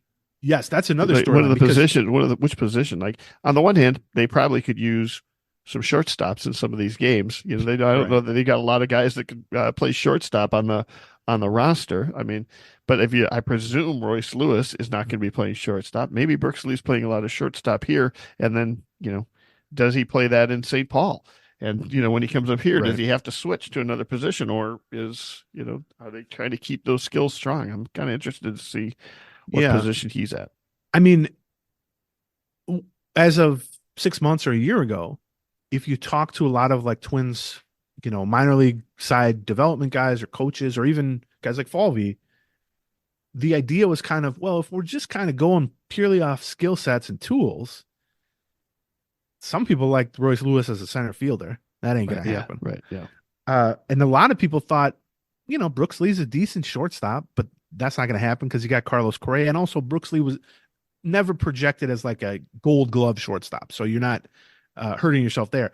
Well, then it was like, well, does he go to third or does he go to second? And a lot of people were like, well, he's not like a real fast, quick guy. he's more of a baseball IQ, got a pretty good arm, got real good hands. Well, that's more of a fit traditionally at third than it is at second. But then in the meantime, Royce Lewis, the door opened for him at third base. Right. And he took advantage. And I thought he improved at third base to the point that he was solid there by the end of the season. And you can certainly envision him being a very good defensive third baseman. And just as importantly, he seemed to like playing third base. And perhaps just as importantly, why mess with it at this point? Like, especially with him, given what he's gone through. And so what that does is, well, shortstop's locked in with Carlos Correa. Third base, it's not locked in, but I think they would prefer to just leave Lewis alone for the next 10 years. So that leaves second base. And Brooks Lee can definitely be a good second baseman. I mean, if you can play shortstop, you can play second base. It's funny because I think Brooks Lee, as you kind of walked through, we talked about Kirilloff, we talked about Santana, we've talked about Julian. I think Brooks Lee is sort of the backup at 5 different positions right now. Sort of, because if any of those 5 guys get hurt, if Santana gets hurt, well, then maybe you're moving Kirilloff to DH, you're moving Julian to first base, and you're moving Brooks Lee to second base. Like, right. If any of those spots, if Correa goes down, well, Brooks Lee's probably your new shortstop. If Lewis goes down, well, then Brooks Lee's probably your new third. I think you're right. I mean, he's got multiple different paths, let's say, to a call up sometime here certainly by the middle, I think, of 2024. Yeah. Similar to that, and sitting right next to him, the roster right next to him, and they've seen a lot of them together. Brooks Lee and Austin Martin. Yeah, I'm really interested to see what Austin Martin is. Last spring was just such a. I think you and I both had a fair amount of interest in tracking Austin Martin in spring training last year when we showed up, and then that almost immediately went out the window. He ended up having the elbow injury. Yeah, for a while we were wondering whether or not he was going to have to undergo Tommy John or something like that. He didn't really, show up at St. Paul until the middle of the season, and then everybody was, thrilled with how he looked at the end of the season, to the point where, I've heard Twins executives, ask out loud, is he already at a similar level in terms of offensive production and sort of overall value? How much different is he than Michael A. Taylor if you bring him back as a right-handed option in center field? Or as a right-handed option in center field who can also occasionally play some left field, maybe give Wallner a break, etc. Right. I'm going to be interested to see what kind of camp Austin Martin has, where they're using him, how much time he's getting. I think he's going to get a lot of time. For sure he is. I mean, he got a lot of time early he was playing second base. He was playing, They started to talk about him. And then, like you said, he got hurt. And I don't think he was going to make the opening day roster, but no, Julian dominated the prospect talk of camp because he was so good. Right. But I think a healthy Austin Martin would also have been in that conversation because he was playing in major league games. He was starting games at second. He was playing some outfield. They were starting to talk about his speed and his at-bats. And he's much different stylistically than Michael A. Taylor. I'll also be interested. I'm sorry, go ahead. I think there's value in having both, which we talked about on the Patreon a couple days ago. But if that's not in the cards, I would have no problem whatsoever saying, you know what?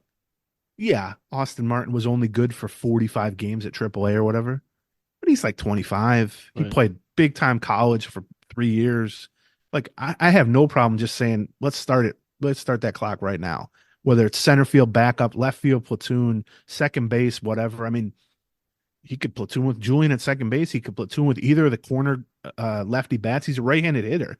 And I also think he brings a dimension, speed and on-base skills and defensive flexibility that those never are going to go out of style, especially we saw that with Willie Castro, minus the on-base skills. But, there's so many spots where you can just go, oh, hell, somebody's on base, send in Austin Martin a pinch run for him. Great. Right. Or you just need a decent at-bat against a lefty. He's not going to swing and miss. He's going to put the ball in play. He's going to, pressure the defense. And so, I think Austin Martin's stock has dropped a ton since the Twins traded for him or since he was the 5th pick in the draft out of Vanderbilt. But don't confuse that with the idea that he can't be a solid major league player in maybe right now or similar to Brooks Lee, come May, June, July or whatever. So, that's definitely where those guys are, how those guys play but also where are they playing? Are they starting? Are they Yeah, playing right. major league Yeah, games? right. Are they being asked to travel, which is usually a lesser lineup that goes on the road Well, I'm when they sure they, I'm play? sure, and we Well, got a sure. lot of long road trips too. Like, But what I mean interesting is, to see what they said on those. is Brooks Lee getting some reps as Carlos Correa's double play partner? Right. Yeah. Is Austin Martin starting games in center field with some other major leaguers in that lineup? I think Right. those are definitely both things. Is Julian getting any time at first base?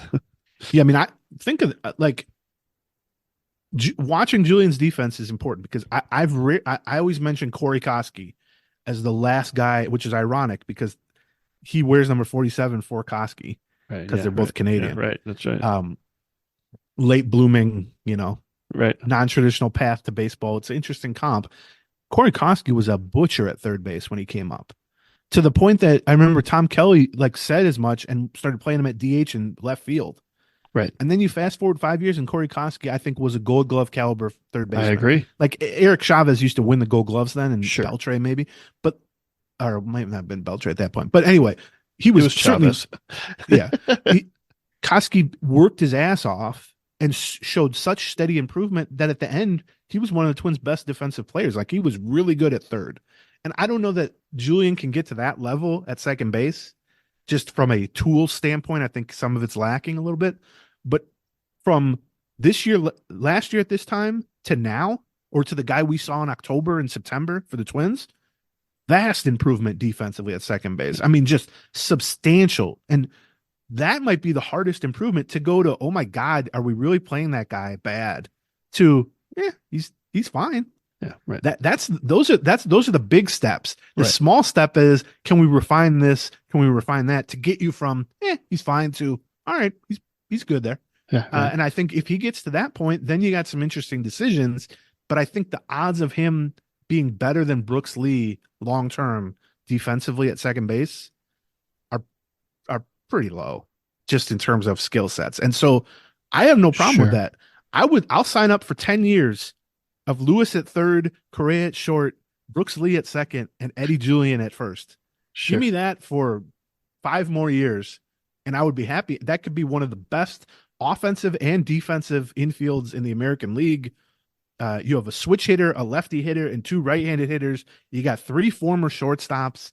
You got some guys with speed. You got some guys with power. You got some guys with contact skills.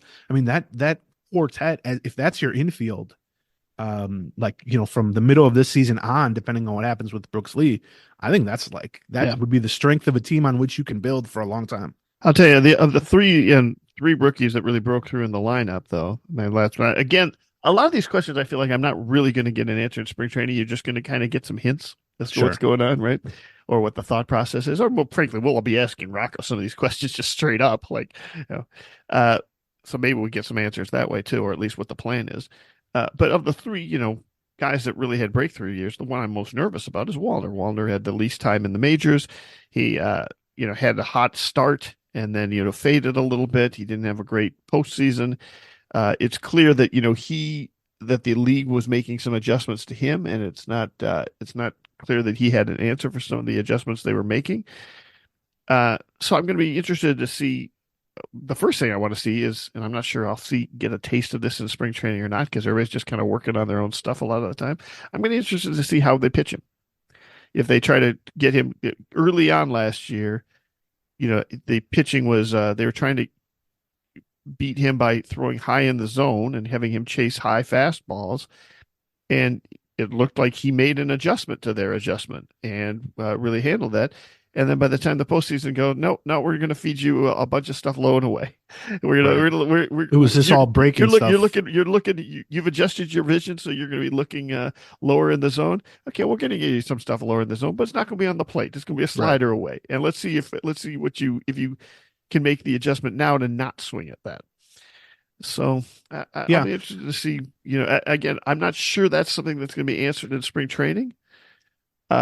But it's a question I've gotten, and maybe we'll get some hints about it in spring training here. Yeah, I mean, I think I'm very optimistic about Wallner. Obviously, this time last year, and especially the first couple of months of the season, I was on every show saying, "Why is Wallner still at AAA? This is absurd," and it paid off. I mean, he was even better than I would have imagined in the second half for the Twins.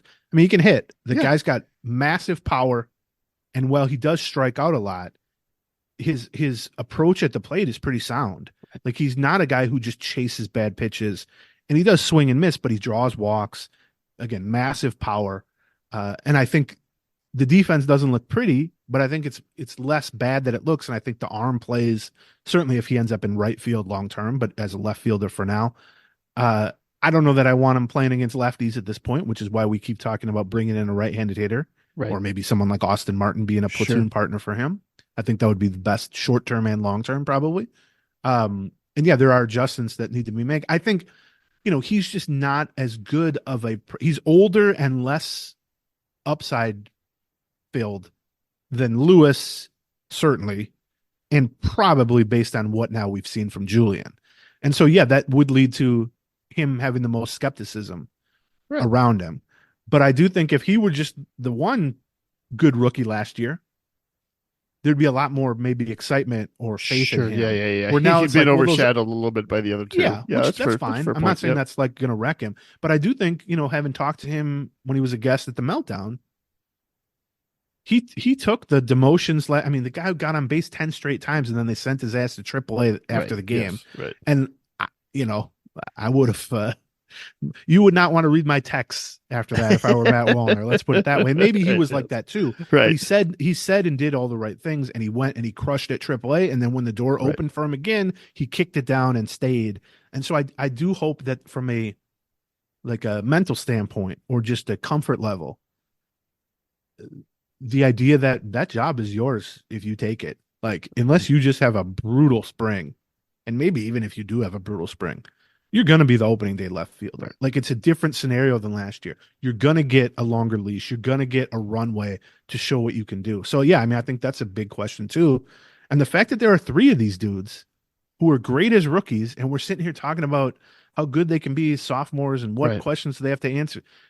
Do not take this for granted if you're a Twins fan. Like, these type of good prospects turned good rookies come around like once every 5 or 10 years. So the fact that there's 3 of them at the same time, that's 1/3 of an everyday lineup, basically, who can be these guys for this season and beyond. And so, the 4th rookie, this will be my last one. We can. Okay, I'll give you one more too at the end of that. Okay, go ahead. You can go ahead.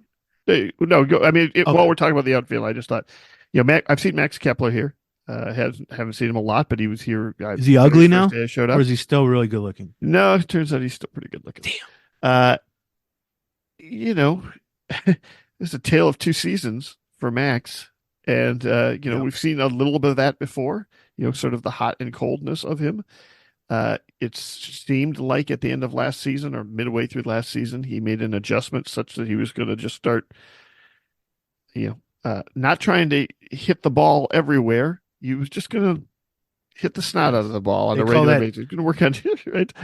Grip it and rip it. Yeah, I mean, from golf terms. It's funny because I remember a story being written Twins Day. I wish I could remember who it was in March, basically saying, any chance that the Joey Gallo factor rubs off on Kepler a little bit? Like, let's quit worrying about BABIP piece. Can Gallo teach Kepler just hit the ball as hard as you can? You've got the skill to do it. I don't think that the two are related. But I would love to have audio of any conversation the two of them had one-on-one that lasted more than 45 seconds, because it would be fascinating. Right. There's not more different personality types. Right. No, exactly. But so I'm not suggesting that happened. Right. What I'm suggesting though is that it's interesting that one guy's completely different approach ended up rubbing off on the other veteran's approach, and had a lot of success. I wish Joey Gallo could have done a little bit of the same with Max Kepler's piece, right? I think it's funny because when Kepler had his career year in 2019, right, when he hit 36 homers, I think, or something like that, after being sort of the same player for 3 or 4 years, same average player, broke out and then went back to being that player, and then had a good, like you said, great second half last year. Everyone was like trying to figure out, well, how can he improve, including last year going in? And it was like, well, the shift limitations should help him. And that did help him, but I don't think that's why he had a great second half. What really happened was the same thing that happened in 2019, which is he just said, screw it. I'm just going to hit it over everyone. Right. Forget shift limitations and trying to go the opposite field. What if I just launch this sucker 400 feet and I get to run around the bases? Like, that's what he did in the second half. And you could see it from just watching it. But then even with the numbers, strikeout rate went up a little bit. Walk rate went down a little bit, which means he's getting more aggressive. When he does swing, he's taking bigger swings. And he just started hitting the ball hard in the air. Right. And that is the best thing you can do. And so there are little tweaks that he can do. Obviously using the opposite field has been a question with him for his entire career. That would still be a good thing to sprinkle in. But if he wants to launch it, over the fence 30 times, he's just going to have a pretty decent season. I mean, it felt like last year he just came to the decision, like, maybe I shelve this opposite field stuff that I've been working on and just see what happens if I go completely the opposite way. I'm just going to pull it as hard as I can and see what happens. Yeah. And now, he did, in fact, I mean, as much as we talk about the rookies and everything else, that second half offensive surge that team had. Oh, he was phenomenal in the second half. He was the primary catalyst for that. I mean, and Lewis were their two best players basically in the second half, I would say. Right. They had a lot of good second halves. Don't get me wrong. Right. But yeah, Kepler was phenomenal. Right. And so, if we get that guy for the whole year, well, again, that solves a lot of issues. As much as we focused on the pitching this offseason, right, and as much as we focused on the bullpen that they've built up, it could be that the strength of this team is the lineup, right? That's what turned a frustrating 2023 into a celebrated 2023 over the last 2-3 months of that season. And if we're seeing that offense and we're seeing some of those performances, well, then you've got a little bit more grace to work through who's going to be the number 2 pitcher on that staff. You've got or to figure out how you're going to sort through the bullpen.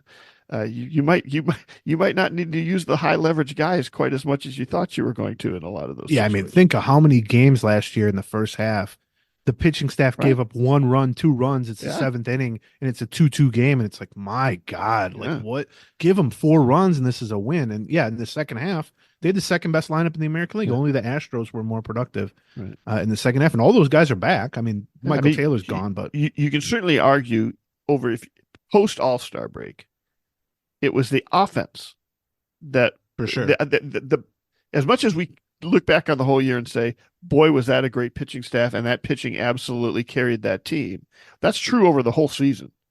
But over the second half, where they really had a lot of success, the side that was the best side was the offensive side. Yes, and the best part of the pitching staff, especially in September, was the bullpen. Right, yeah, exactly, which is interesting too. And this is not a bad thing, like that you can point to stretches last season where each of those 3 phases were the best on the team. Now, the biggest stretch was the whole first half, the pitching staff. I mean, the starting pitching was just phenomenal, but that's not a bad thing. I mean, I certainly think this team, like in the NBA, I'm an NBA nerd.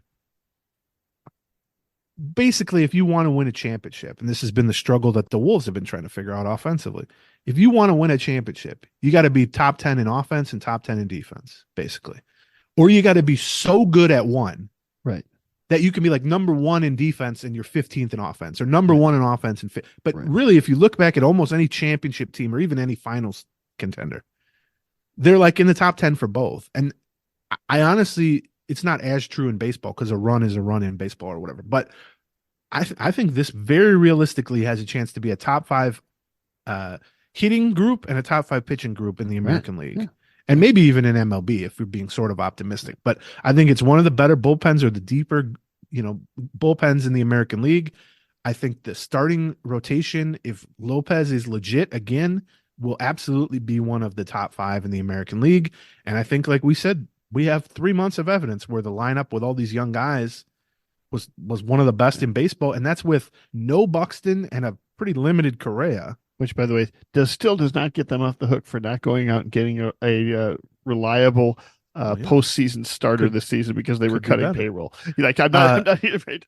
Well, okay, this is a natural one for me to end on, which is we talked about the 3 rookies who were so good. Well, there was a 4th rookie who was pretty good too, and we've just talked about the rotation and adding another starter. Well, this guy could potentially be a starter, which is Louis Varland, and so you're going to see him start in spring training. Like that's not in question. Right. Like he's not going to come out first appearance of spring training and pitch the 8th inning as a reliever, and that will be the big reveal, the gender reveal where Right, it'll yeah, be right. blue or pink or whatever. It'll be like, oh, he's a reliever now. He'll be stretched out. I mean, he's going to start in spring training. He's going to throw a normal progression, which is like 2 innings the first time, 3 innings, then 4, then 5.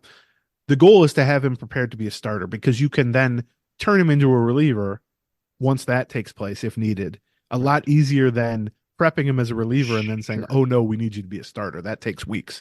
But if DeSclafani's not healthy or performing well, if Chris Paddock has any setbacks, or if there's just any injuries in general, I think Louis Varland will be the 5th starter. But the question that they have to answer is, if nothing really goes wrong with the 5 current guys in the rotation ahead of him, is it better to have him be the AAA starter, on speed dial? Right. Or throwing smoke in the major league bullpen? And my answer to that has changed in the last month, because I would have argued a month or 2 ago, when the bullpen looked good but not this good, that let him be like the 2-inning guy or the 3-inning guy in the bullpen, because he can help the bullpen and he can still stay somewhat stretched out when needed. But now that there's already more quality arms in the bullpen than they're ever going to be able to take on an opening day roster, it sounds crazy to say. I mean, he would be an upgrade on some of these guys maybe, but you don't need Louis Varland in the bullpen necessarily. Right. What your biggest need is a backup starter for when something inevitably goes wrong with the 5 veterans in the rotation. And I think having him on speed dial as that in St. Paul has more value than having him as your 5th best reliever or whatever, because their 5th best reliever is not a problem right now, or even their 7th best. And so that's definitely going to be a spring storyline. I know he talked to the media yesterday, said all the right, he says and does all the right things. You talked about how he's working on a sinker and all that. I remain very optimistic about Louis Varland, that he can be a mid-rotation starter or a late-inning reliever. They just need to figure out which one and how do we get there, the smoothest path to that can help him and help the team. And so I think that'll definitely be one of the storylines to watch in spring training. All right. That's it. We will, when next we speak, I will be sitting next to you in That's lovely right. Fort Myers, Florida. I'll have to bring the other podcast equipment bag, the in-person podcast equipment. We could still do a Zoom. We can still do a Zoom. I could go to the room next door to you. That'd be really funny. I'm like, what are they doing? Well, they don't work together anymore. Did you know that in the we can't even be in the same room anymore. In the Fast and Furious world, the Rock and Vin Diesel reportedly or allegedly got along so poorly that they shot their scenes where they're together, like facing off separately, and it was like edited. So maybe we start doing that. That is funny. You're the Rock. I'm Vin Diesel. We make it sound like we're together, but really I'm 10 feet away with a wall separating us in a different visiting radio booth. I am. Do it via Zoom. Yeah, I'm sure a lot of people would take a look at us and think they are similar to the Rock and Vin Diesel in so many ways. I would say that. I'd let you be the Rock. So okay, good. I don't know. I sound like Vin Diesel for sure. I wish I did. That'd be good for the podcast. All right, that's it. Should I say I am Groot? See what happens. I'm Groot. That's the best I got. Sorry. Okay, so that we apologize for making the payroll related rant and TV rant perhaps a little bit longer than we intended, but it happens. Unfortunately, to be honest, they deserve it. They deserve every minute of that. That's my feeling. I'm sure I'll get down there and our listeners don't deserve it, but some side eye, some death stares if people heard that. But I think you get what you pay for in that regard. You are what you eat. All right, I'll see you Monday. We will. We'll be talking. If you want to join us at spring training, that's right. Patreon.com, patreon.com/Gleeman. $1 an episode if you sign up right now. Come ride with us through spring training. We'll both be in Fort Myers. We're hoping to get some player interviews, some beat Bucks writer will interviews. be here by then. We'll have probably talk to him on Monday, and then we'll roll right into the season, which you know you're going to be wanting to subscribe to the Patreon. So sign up now. Come join us. Patreon.com/Gleeman, and if you do that, you can hear us together, Vin Diesel and the Rock style, from Fort Myers Monday. And we'll see you then. Bye bye. Gleeman